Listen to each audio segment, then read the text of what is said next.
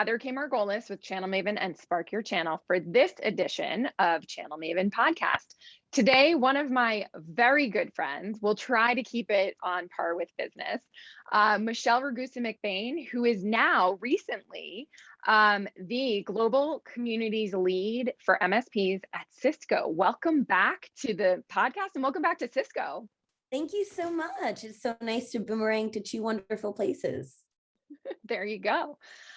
Michelle, you and I talk about this all the time, and we are certainly, I always say I'm a total ham. Like, I love being on stage. I love being on video. I feel like you're my sister from another mister in that regard.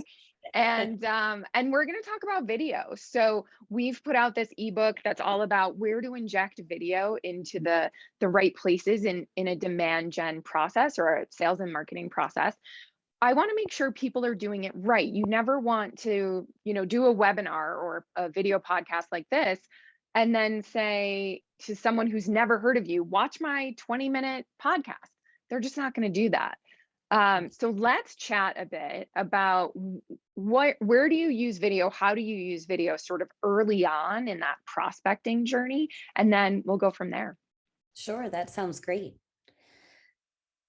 So my biggest feeling, and I'll counter one thing maybe, which is I do think people are generally searching for content, but there's the people that you have in your network that and they know you, and you have I'll say earned their trust, earned their belief in what you're trying to talk to them about, and know that you're not pitching and pouncing on them.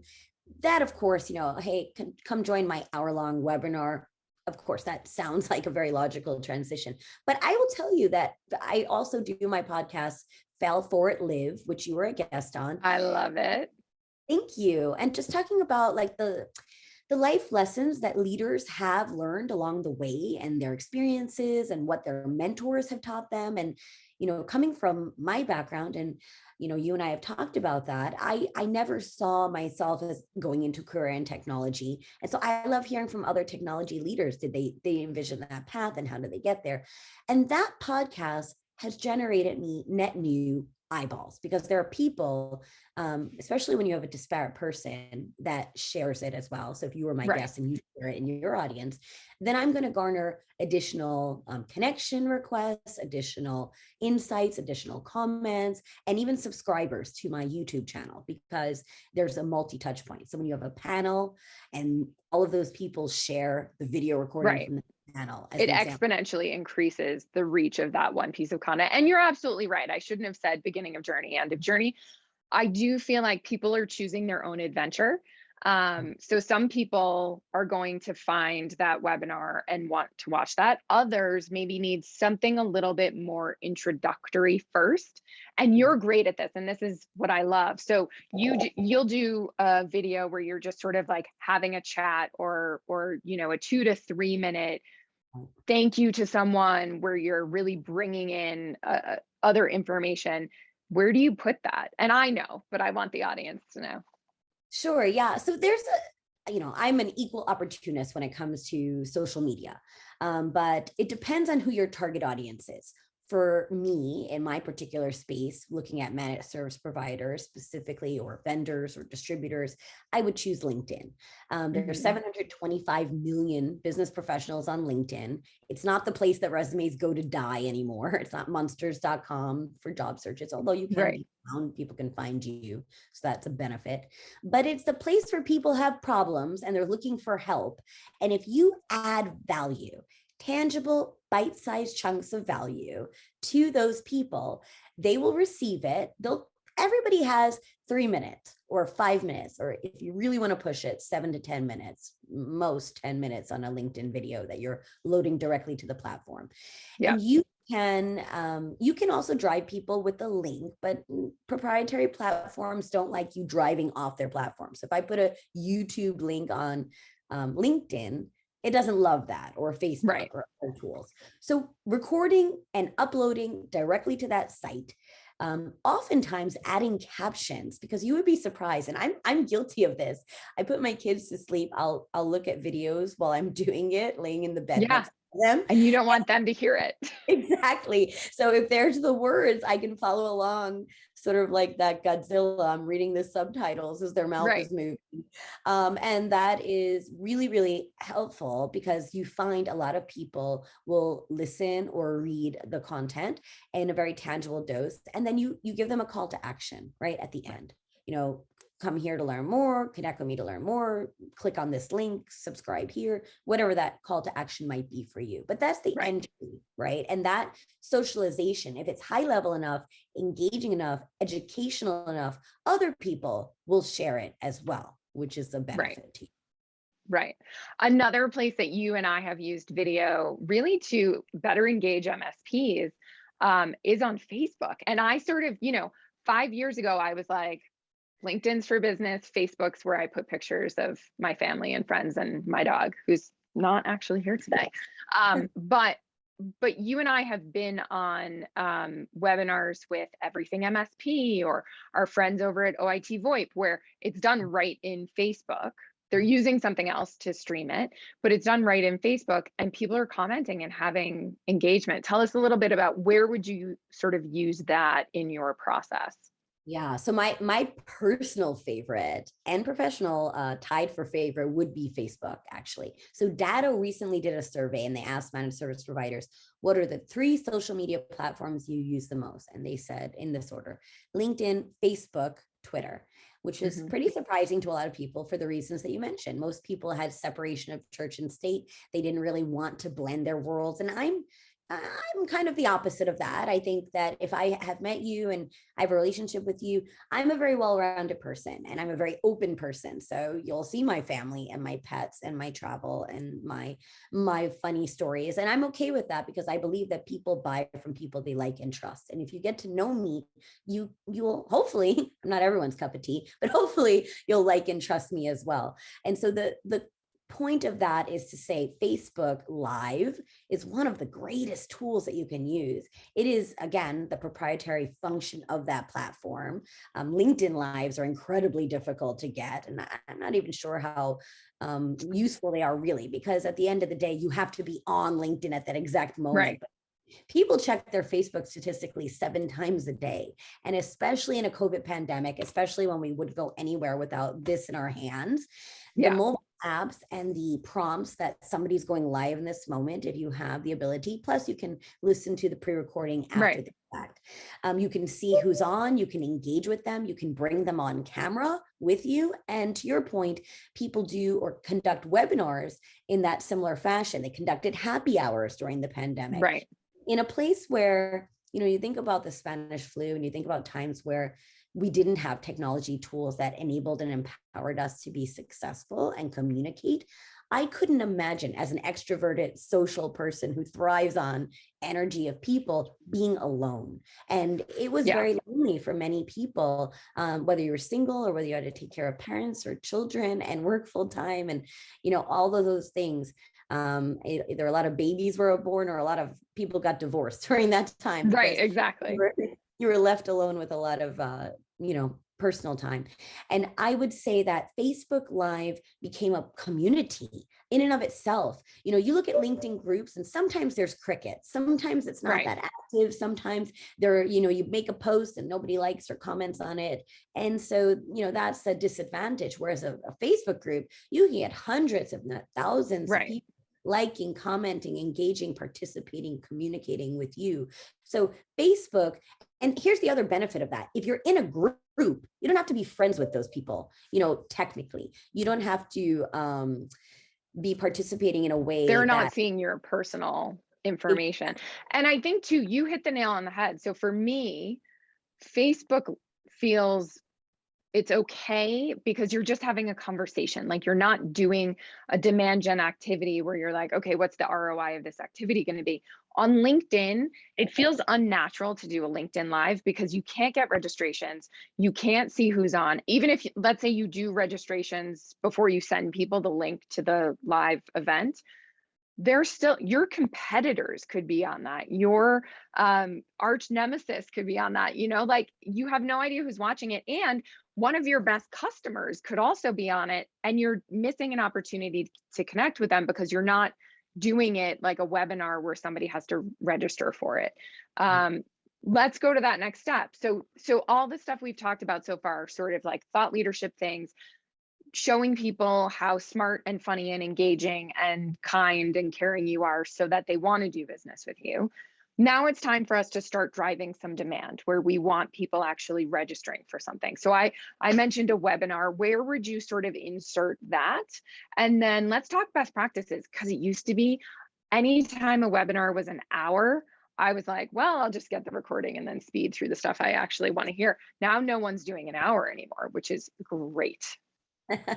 Yeah, I mean, it is such a tough thing. I will say sometimes I do an hour, but 45 minutes will be of content and then maybe 10 minutes questions at the end. And it is a commitment. Let's be honest. If you're going to go to a webinar, but if you go to a half an hour webinar, it's not as meaty, you know, like it's hard to get 20 minutes of content and then 10 minutes or 5 minutes of questions at the end there. Right. So, and you know, I think more so like if it's a replacement for an event and it's right. an audience that is super interested, great. But if you're putting it out there to thousands or tens of thousands of people, you kind of want to get them in, to your point, like 30 minutes of meat and 10, 15 minutes of questions, I think is totally doable.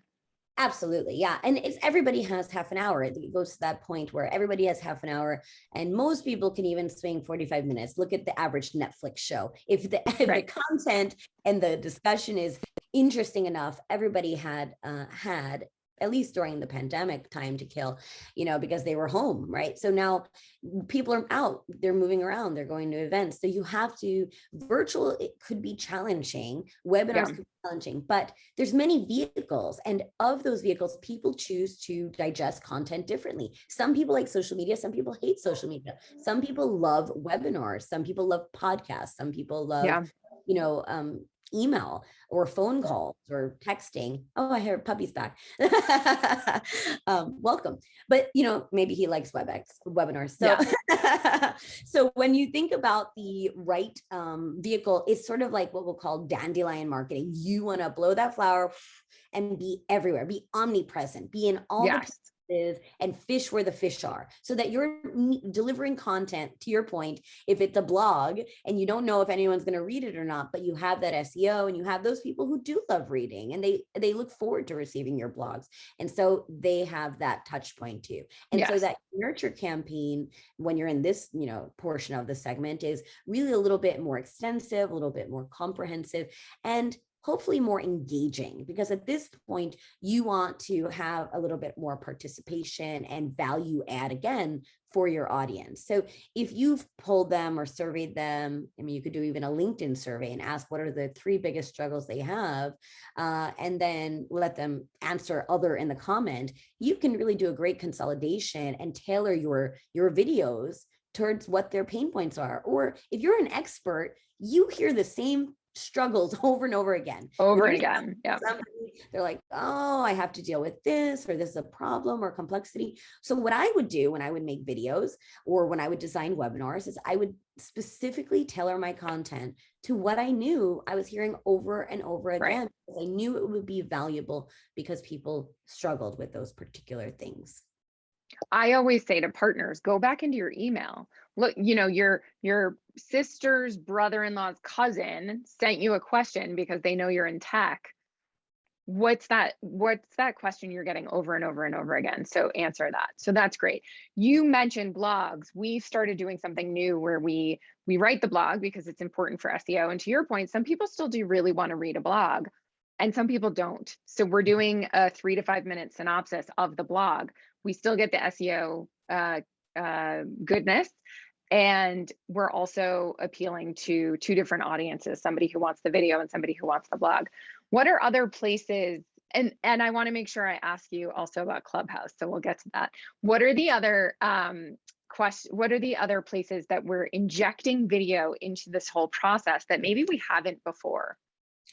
Well, one of the earlier portions, and I'll just go backwards and then I'll go forwards again, is what about an introduction video? If you're trying to target somebody new, what about providing a slight introduction, who you are, why you're reaching out to them, but a very personal message, not something that you're spamming 10,000 people via email automation. Hi, Heather. I want it to be very, much you, right? I find that when I talk to people historically, they'll say, this is what my personality is. I'm friendly, I'm relatable. I'll go over, bend over backwards to help somebody. And then you ask them, like, what are they like on social? And they're like, oh, well, I'm professional and I don't say anything. I'm a voyeur and I, don't participate in any platforms or groups. I would never record a video. I love that you call them lazy likers. No, there's a lot of those. and then just how hard is it to take that extra step and just make a comment? And I always tell people, if you went to an event, if you paid all this money and you flew to Channel Futures in Las Vegas, are you going to walk around ignoring everyone or just saying like, or would you engage and have a conversation? And that is the power of video. It is your personality. It is your face. It is your voice. It is your passion. It's not just some words on a paper that can get lost in translation. It is you encapsulate it in a very meaningful way. And it's very hard to scroll through something and see a video and not watch it. I find myself pulled in and intrigued by that. If you look at, the two top search engines, it's Google and it's YouTube. Owned by Google. So there's a reason that, if I need to figure out how to fix something, I'm looking up a YouTube tutorial. If I want to do Halloween makeup for my children or I'm looking up a tutorial. Everything I do, my husband fixed a dryer. Like, he's not a mechanic. He pulled up a YouTube video. So there's something for everybody. So having your own YouTube channel, I think, can be very, very powerful for SEO.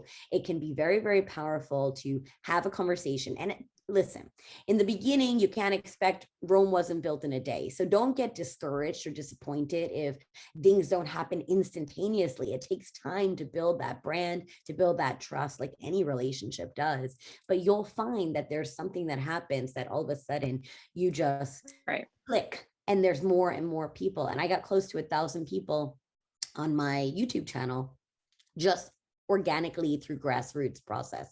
And that didn't happen overnight. So you have to be able to pull that out. But the other thing I would say is I love an introductory video. So I get them. There's a lot of tools that people can use to do that.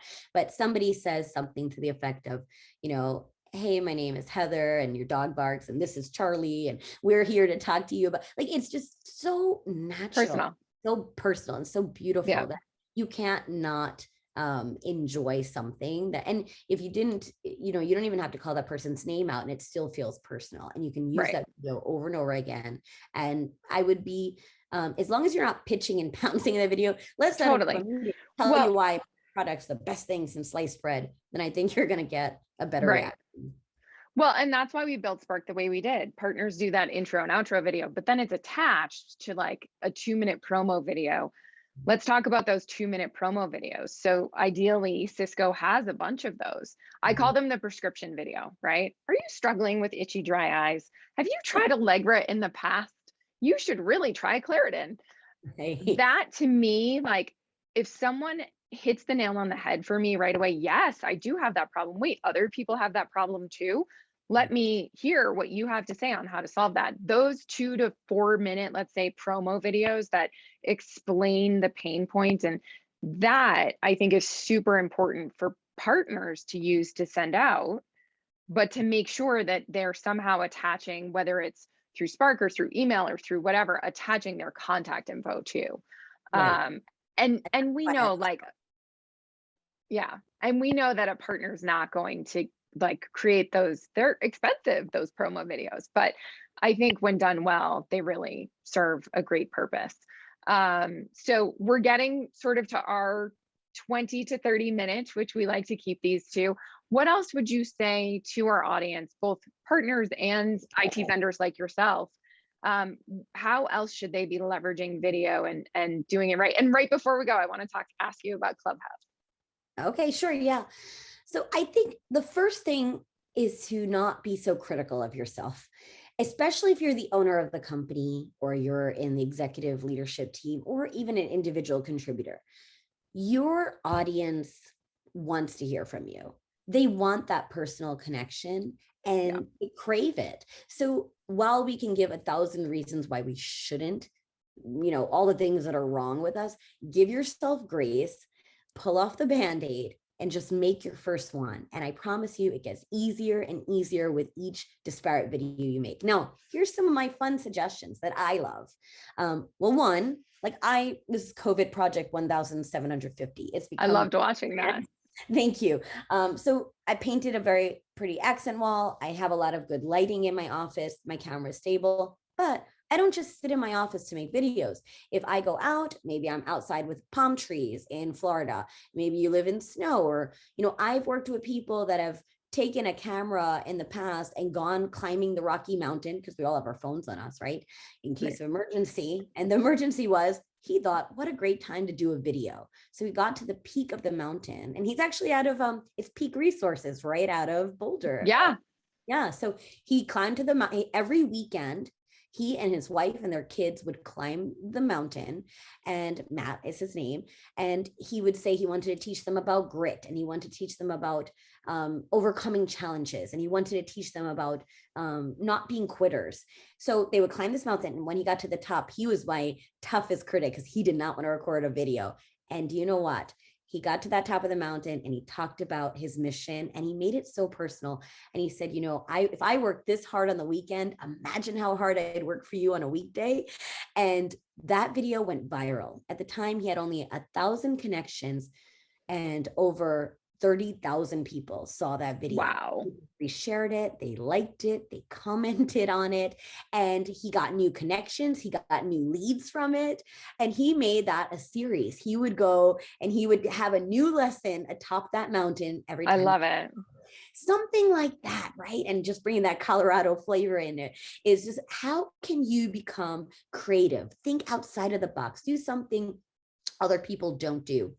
I've heard stories about a leader who was surfing, and he had his GoPro, and he was talking to his team about taking a break and how it's important, and how, something That's like awesome. that. And so mental health days are important, and I'm out here, guys, so you can take a break too. You need that. Enjoy your time. Partner experience, employee experience. Video is so personal, and it's such a great way to have that conversation, to have that talk track, and to connect and think of new and innovative and exciting ways to do that. You just need a stand or a light ring, or, you can get a drone. Or whatever you want to do to capture that, or a professional video companies, of course, as well. And, the better the quality of the video, if you're going to do it yourself, here's a just hack, what not to do. Lighting is everything. So if I shut off my light right now, no bueno. So we Not need awesome. to have good lighting. We need to have a stable hand. Some people take a video and they'll be a little shaky because they're nervous. If that's the case, put it on a tripod or something that you're not holding it, and aim well, because I like to not have multiple chins. And there's a reason I'm on a stand-up desk. So you have to make sure that wherever you're aiming the camera is going to be very advantageous for your audience. So you just want to be creative, have some fun with it, and be yourself. That's the most important. I love that. Thank you. Okay, Clubhouse. I posted recently, I'm done. I don't see the value. We were trying to use it for business, but I'd love your opinion because you're more of a early adopter than I am. Sure. Yeah. So like anything in life, there's benefits and hindrances, right? So I would say that Clubhouse, and I started a room, I had a community. I was doing them weekly with Carrie Desberg and Channel Growth Hacking. Starting my new role kind of dissuaded that. Not to say we won't continue doing it and have some fun with that in the future, but it would be hit or miss in terms of attendance. And for the same reasons, right, that a LinkedIn Live is, or any other component. It's happening real time. It's live. Now, here's the benefit to it. If I'm going to play devil's advocate, the benefit to something like Clubhouse is no video required, which sometimes during the COVID pandemic, you wanted a break. You're like, maybe I'm not looking my best today. Maybe I don't want to turn my video on, but every meeting back to back to back. And I've worked in I've worked with WebEx and Cisco and all of the UC tools in and out of my career over the last 17 years in technology. We were always expected to be on video, but our meetings that was very isolated, I think, to us as we were a collaboration tool. If you look at other companies prior to the pandemic, 45% of people were not even allowed to work from home before it happened. So overnight that shifted. People had to figure out how to do this right. And everybody didn't, there was this preconceived notion that if you're at home, you're not working. That was the preconceived notion. And then we've changed that. Work is not where you go. Work is what you do. It's the result, the embodiment and empowerment of those success metrics and your achievements. And that doesn't matter. You can do that under a tree. You can do that at Starbucks. You can do it in the office, whatever's right for you. Not every company will continue to believe that, but most companies will in the new future of work. So you have this ability where people are either driving in the car or they're home or biking. That's ironically when I'll turn Clubhouse on. I'm not in an office. I'm not, where I have to be stagnant with a Facebook Live or a video or something like that. But maybe I'm biking 10 miles and I want to listen in and maybe ask a question. And so it's sort of like being in an interactive podcast where you can listen, learn, participate. Because if you're in a webinar or an event, maybe they take 2 questions from the audience, and this way anyone can raise their hand, anyone can ask a question of anyone. And you have people like Elon Musk and Oprah Winfrey and tons of celebrities that participated, that made it very, very popular early on. But of course that was during the pandemic where people weren't really meeting face to face. So I think like everything else, then other tools started to take it on as well, like LinkedIn, and they were trying to acclimate. It feels like a feature, not a platform. But I will tell you, the people who I know love it. And the people I think hate it. And like everything else, be omnipresent, right? And if you only have so many, look, if you're an 8-person shop and you're wearing 8 hats as it is, choose strategically what vehicles that you're going to invest your time and money on. And by far, I think video is more valuable. And also what I would do, which rightly or wrongly, was I would record. I would ask everyone their permission to record, and then I would take that content and put it into a podcast afterwards. So that way, if you missed it, you would still be able to still see it. And that I think the biggest value is live content, but pre-recorded content, and then using that content, like you said, in many different ways. How can I slice and dice this? So my blog, I have a video talking about my blog, and maybe I do a video about each tip, and each video points you back to my blog to get it in eyeballs, or vice versa, right? So you need to have multiple touch points depending on your vehicle, and that will just continue to increase the viewership of your content that you're creating. Yeah, I think the bottom line is let people choose their own adventure, have lots of different content that they can sort of choose from, but be yourself, be authentic all the time. Michelle, thank you so much for this. Where can people find you if they want to connect with you? LinkedIn, where else? Sure. Yeah. If you want to email me at miragusa@cisco.com, Ragusa, and or connect with me on LinkedIn at Michelle Ragusa-McBain. Also on Twitter, Facebook, wherever you want to connect. I'll meet you where you are, and we'll have some video fun. Awesome. Everyone, thanks so much for tuning in. As you know, you can find us on sparkyourchannel.com, channelmavenconsulting.com, and me on LinkedIn, Heather K. Margolis.